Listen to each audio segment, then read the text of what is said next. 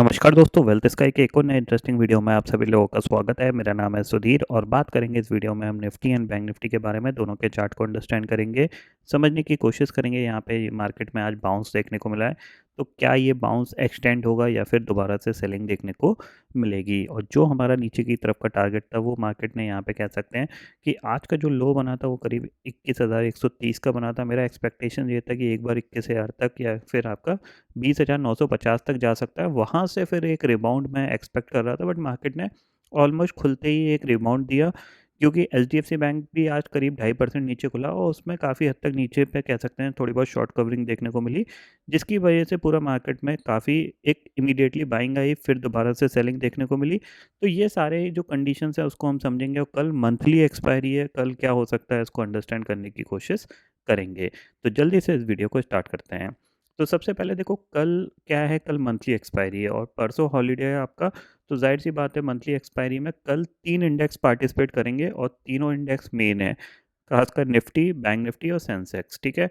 अब कल जो एक्सपेक्टेशंस है मेरा वो ये है कि हो सकता है मार्केट साइडवेज चला जाए। क्यों? क्योंकि देखो अगर इसको फॉल में जाना होता, मेरा एक्सपेक्टेशन ये था कि आज ये आज भी गिरता और कल साइडवेज चला जाता।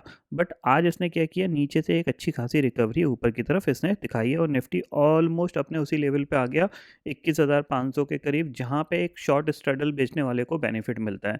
क्यों? क्योंकि यहाँ पे क्या है, जो प्रीमियम है वो काफ़ी ज़्यादा हाई चल रहे हैं। अगर मैं आपको यहाँ पे दिखाऊँ तो लेट अस सपोज मान लीजिए आप एक एक ऑप्शन सेलर हो और आप चाहते हो कि काफ़ी हद तक मेरे को एक अच्छा प्रीमियम मिल जाए। तो अगर आप यहाँ पे मान लीजिए 1 फरवरी का शॉर्ट स्ट्रैडल बेचते हो, 21,500 का शॉर्ट स्ट्रैडल बेचते हो, तो उसका प्रीमियम आप देख सकते हो। 21,500 की जो कॉल है 230 रुपीज़ की चल रही है, पुट कितनी चल रही है 172 की रुपए। ऑलमोस्ट 400 पॉइंट का प्रीमियम है। 400 पॉइंट का प्रीमियम मतलब क्या है कि आप 21,100 तक सेफ हो और ऊपर आप 21,900 तक सेफ हो। यानी 21,100 के बाहर जब मार्केट निकलने की कोशिश करेगा तब आपको थोड़ी प्रॉब्लम है। अदरवाइज 21,100-200 के लेवल पे मार्केट सपोर्ट लेगा आपके हिसाब से और ऊपर रेजिस्टेंस फेस करेगा। तो वैसा ही हो रहा है मार्केट में कि जब भी 21,200 के करीब मार्केट जाता है तो वहाँ से एक सपोर्ट लेके बाउंस कर जाता है और 21,700-800 के जोन में जाता है तो वहाँ से क्या कर रहा है, सेलिंग आ रही है। ठीक है। तो यहाँ पे जो ऑप्शन सेलर्स हैं वो थोड़ा-सा यहाँ पे एडवांटेज लेने की कोशिश कर रहे हैं, क्योंकि इंडेक्स क्या है, एक स्ट्रिक्ट रेंज के अंदर है। एक बड़ी जो रेंज है उसके अंदर यहाँ पे निफ्टी और बैंक निफ्टी यहाँ पे ट्रेड कर रहे हैं। बैंक निफ्टी ने फिर भी ब्रेकडाउन दिया हुआ है, लेकिन निफ्टी उतना ज़्यादा सेलिंग के लिए नीचे नहीं आ रहा है, क्योंकि कहीं न कहीं जो बैंक निफ्टी को नीचे ले जाने में इकलौता एचडीएफसी बैंक का पार्टिसिपेशन था। ओवरऑल मार्केट में कोई सेलिंग नहीं देखने को मिली। कल एक अच्छी खासी सेलिंग देखने को मिली थी, आज फॉलो अप होना चाहिए था बट नहीं हुआ। बैंक निफ्टी ने फिर भी कोशिश करी थी, क्योंकि एक बार रिकवरी बैंक निफ्टी में आई, ऑलमोस्ट 45,500 तक गया था और वहाँ से इसने जो दोबारा लो बनाया वो आपका 44,600 का बनाया, जो कि अगर देखा जाए टॉप टू लोअर एंड पे करीब करीब 700 से 800 पॉइंट का करेक्शन देखने को मिला था। लेकिन प्रॉब्लम क्या है कि मार्केट ने आज वॉलेटिलिटी क्रिएट कर दी, ऊपर गया, नीचे आया, नीचे से फिर ऊपर चला गया। अब कल क्या हो सकता है उसको समझते हैं। तो देखो सिंपल सी चीज़ है, यहाँ पे एक पॉइंट समझ लीजिएगा। ठीक है। अगर मैं यहाँ पे 15 मिनट टाइम फ्रेम में लगाता हूँ तो देखो यहाँ पे मार्केट ने क्या किया, पहले ये लेवल पे रेजिस्टेंस फेस किया, यहाँ से एक करेक्शन आया, ये लो बना। ठीक है। अब क्या किया इसने, मार्केट ने इस लेवल को यहाँ पे ब्रेक किया हुआ है। ब्रेक किया हुआ है इसका मतलब क्या है, यहाँ पे एक पॉजिटिव प्राइस एक्शन बना हुआ है। आप देख सकते हो यहाँ से क्या है, एक मूवमेंट हुआ, फिर नीचे आया, फिर इसने मूवमेंट करके एक प्राइस एक्शन पॉजिटिव बनाया हुआ है। ठीक है। अब किसी भी रीज़न से ये 21,400 के नीचे नहीं जाना चाहिए। अगर ये 21,400 के नीचे जाता है तो दोबारा से ये सेलिंग आ सकती है। ठीक है। तो सिंपल सा रूल है, अगर 21,400 के नीचे ट्रेड करेगा तो हम थोड़ा-सा नेगेटिव प्लान करेंगे। 21,400 के ऊपर जब तक ट्रेड कर रहा है तब तक हम थोड़ा-सा पॉजिटिव देख सकते हैं। अब पॉजिटिव हमारा कहाँ तक दिख सकता है, तो ज़ाहिर-सी बात है पहला लेवल 21,500 है। 21,500 के ऊपर अगर सस्टेन करेगा तो फिर आपके पास जो टारगेट खुलेगा 21,550 तक का खुलेगा, क्योंकि ये सारे लेवल क्या है, रेजिस्टेंस की तरह एक्ट करेंगे तो मार्केट धीरे-धीरे ऊपर की तरफ जाएगा। तो ऊपर आप चाहो तो प्लान कर भी सकते हो और चाहो तो नहीं भी कर सकते हो, बट लोअर एंड पे अगर 21,400 के नीचे ये ट्रेड करना स्टार्ट करे तो एक बार ज़रूर सेल के लिए आप काम कर सकते हो। ये जो चैनल है हो सकता है ये दोबारा से 21,300 तक या फिर 21,200 तक निफ्टी आ जाए। ठीक है। किसी भी रीज़न से अगर बहुत बड़ा गैप अप खुल जाता है तो फिर let them market price action बनाए, उसी के बाद आप कोई ट्रेड प्लान कर पाओगे, क्योंकि बहुत बड़े गैप अप में या फिर अगर आपका मान लीजिए कि 550 या 600 के जोन में अगर निफ्टी खुल जाता है तो फिर कैसा रिएक्ट करेगा, ऊपर से हो सकता है प्रॉफिट बुकिंग आ जाए, क्योंकि नीचे से काफ़ी अच्छे कह सकते हैं एक ही दिन के अंदर करीब 500 पॉइंट कमाने को मिलेंगे, तो हो सकता है गैप फिलिंग के लिए ये नीचे आ जाए। तो वो गैप अप के केस में यहाँ पे कोई कंडीशन नहीं है, एक ही कंडीशन है जो मेरा व्यू है यहाँ पे, कि अगर ये 21,400 के नीचे जाता है तो हो सकता है थोड़ी बहुत सेलिंग आपको देखने को मिल सकती है 21,200 तक की, फिर ये तो दोबारा से रिकवर करेगा। यानी इंट्राडे वॉलेटिलिटी का जो मेरा एक्सपेक्टेशन है वो ये होती हुई दिखाई देगी 21,500 से लेकर 21,200 की रेंज के अंदर, ठीक है। किसी भी रीज़न से अगर ये 21,600 के ऊपर सस्टेन किया है या फिर 550 के ऊपर सस्टेन किया तो ही कोई अनएक्सेप्शनल बाइंग आएगी, अदरवाइज ये ऐसी रेंज के अंदर ये वॉलेटिलिटी क्रिएट करने की कोशिश करेगा। अगर ये लोअर हैंड पे मतलब लोअर लो बनाने की कोशिश करे तो ज़रूर सेल करिएगा यहाँ पे। बाइंग के केस में आपको थोड़ा सा मार्केट अटकता हुआ ही दिखाई देगा, क्योंकि बैंक निफ्टी उतना ज़्यादा पार्टिसिपेट नहीं कर रहा है। अगर बैंक निफ्टी में कोई मूव आना स्टार्ट होता है तो हम एक्सपेक्ट कर सकते हैं कि निफ्टी काफ़ी तेज़ी से ऊपर चल सकता है, ठीक है। निफ्टी का भी हो गया। बैंक निफ्टी देखिए, अब देखो बैंक निफ्टी के लिए सिंपल सी चीज़ है, यहाँ पे अगर बैंक निफ्टी का अगर हम देखें तो ये जो बेसिकली ब्रेकडाउन हुआ था वहीं से इसने आज के टाइम में रेजिस्टेंस फेस करके नीचे की तरफ मूव किया था, ठीक है।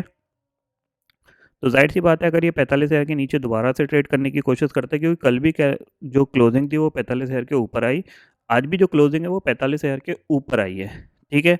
तो अगर 45,200 के ऊपर निकलता है तो फिर हम इसको थोड़ा सा बाय करने की कोशिश कर सकते हैं। कहाँ तक के लिए? अराउंड हम इस टारगेट के लिए जो कि 45,500 का है, ठीक है। 45,000 के नीचे ट्रेड करना स्टार्ट करता है तो एक बार दोबारा से इसको सेल कर सकते हैं। टारगेट होना चाहिए आपका अराउंड 44,800, 44,800, और अगर 800 को ब्रेक करता है तो फिर ये एक नया स्विंग लो भी बना सकता है, क्योंकि बैंक निफ्टी उतना ज़्यादा स्ट्रांग नहीं है। बैंक निफ्टी कंटिन्यू वीकनेस दिखा रहा है। आज भी इसकी क्लोजिंग लोअर एंड पे ही आई है, जबकि निफ्टी ऑलमोस्ट 1% ऊपर बंद हुआ है। बट एक चीज़ ध्यान में रखिएगा, क्योंकि बैंक निफ्टी ने काफ़ी हद तक कल एक अच्छी खासी गिरावट दिखाई थी, तो थोड़ा सा अभी ये साइडवेज सा ही होता हुआ दिखाई दे सकता है। यानी 45,400 से लेके 44,800 इसके बीच में ये वॉलेटिलिटी क्रिएट कर सकता है। यानी कल का ट्रेडिंग सेशन मेरे हिसाब से थोड़ा सा साइडवेज का ही होने वाला है। अगर यहाँ पे कोई ट्रेंडिंग मूव होगा तब चांसेस थोड़े से कम दिख रहे हैं, क्योंकि अब क्या है, देखो सिंपल लीजिए, अब मार्केट क्या है, अगर यहाँ पे मैं बताऊँ क्यों यहाँ पे मार्केट इस तरीका बिहेव कर सकता है। देखो, अगर मार्केट ऊपर जाएगा, ठीक है, तो यहाँ पे रेजिस्टेंस लेगा, यहाँ पे रेजिस्टेंस लेगा, ये सारे रेजिस्टेंस पॉइंट है, यानी हर 100-150 पॉइंट पे रेजिस्टेंस है, ठीक है। सेम चीज़ अगर मार्केट नीचे आएगा तो ये इसके लिए एक सपोर्ट का काम कर सकता है, ये इसके लिए सपोर्ट का काम कर सकता है, ये सपोर्ट का, तो मल्टीपल सपोर्ट है। तो इसको क्या एग्रेसिव गिरना होगा। अब एग्रेसिव यहाँ पे क्या है, गिरावट नहीं देखने को, जैसे यहाँ पे मार्केट क्या था, ऑलरेडी ये सारे लेवल्स आपके ट्रेडेड थे, ठीक है। ऊपर खुला, खुलने के साथ ही ये सारे लेवल को ब्रेक करता हुआ चला गया, एक एग्रेसिव फॉल आया।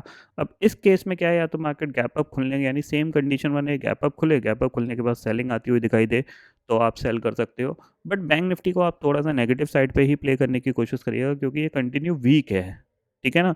निफ्टी उतना ज़्यादा वीक नहीं है, बट बैंक निफ्टी काफ़ी हद तक वीक है। तो कोई भी रीज़न से अगर ये बड़ा गैप अप खुल जाता है 45,500 600 के जोन में, तो वहाँ पे आप एक बार सेल करके काम कर सकते हो, और थोड़ा सा कम क्वांटिटी में ही करिएगा, क्योंकि आज इसने धोखा दिया है। धोखा क्या मतलब, आज फॉलोअप सेलिंग नहीं आई है, तो चांसेस वेरी है कि कल भी ये थोड़ा सा साइडवेज जा सकता है या फिर वॉलेटिलिटी क्रिएट कर सकता है ऊपर नीचे की, ठीक है। तो ये आपका बैंक निफ्टी हो गया।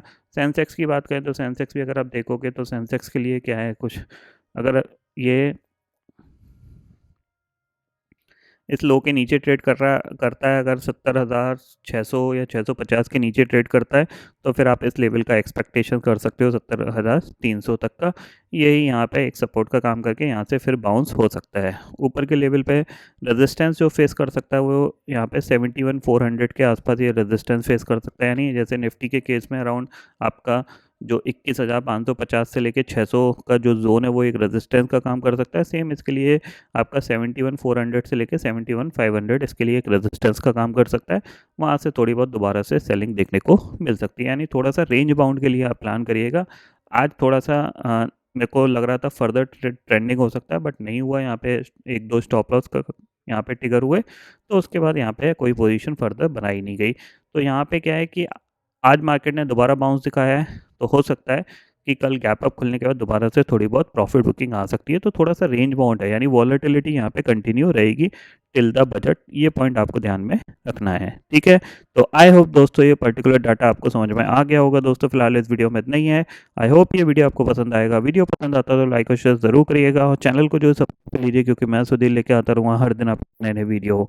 इसी के साथ शुक्रिया दोस्तों, जय हिंद।